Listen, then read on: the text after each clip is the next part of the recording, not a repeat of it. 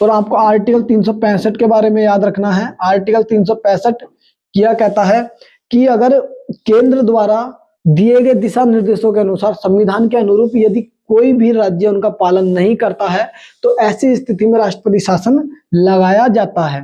ठीक है। और राष्ट्रपति शासन में आप जान लीजिए होता क्या है। तो राष्ट्रपति शासन में जो राज्य का मुख्यमंत्री होता है और जो उसकी मंत्रिपरिषद होती है उसको भंग कर दिया जाता है और राज्य का जो शासन है राष्ट्रपति के प्रतिनिधि के रूप में राज्यपाल देखते हैं।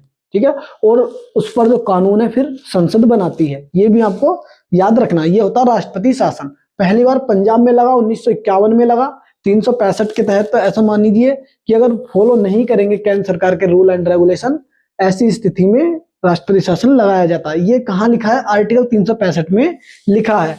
आप आर्टिकल 355 के बारे में और याद रखना। आर्टिकल 355 में क्या लिखा गया है? तो आर्टिकल 355 में बताया गया है कि राज्यों की रक्षा करना केंद्र का दायित्व है। केंद्र का दायित्व है। ये भी आपको याद रखना है।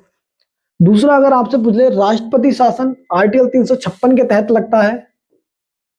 आर्टिकल 356 के तहत लगता है। पहली बार पंजाब में लगा था। ये तो हमारे क्वेश्चन का आंसर है।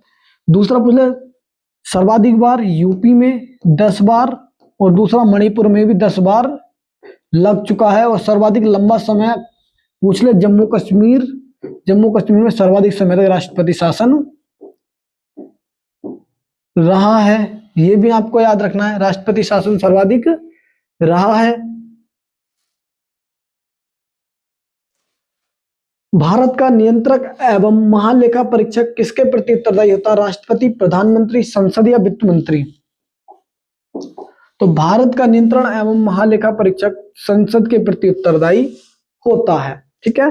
अगर मैं आपसे बात करूं नियंत्रक एवं महालेखा परीक्षक केग की, किस देश के संविधान से हमने लिया है केग को? ब्रिटेन के संविधान से।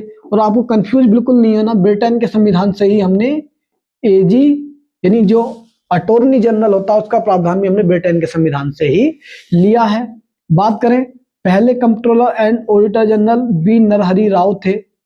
बी नरहरि राव पहले कंट्रोलर एंड ऑडिटर जनरल थे। ये आपको याद रखना है। इसका प्रावधान आर्टिकल 148 से 151 तक है। आर्टिकल 148 से 151 तक कंट्रोलर एंड ऑडिटर जनरल के बारे में प्रावधान किया गया है। आर्टिकल 148 में कैग है और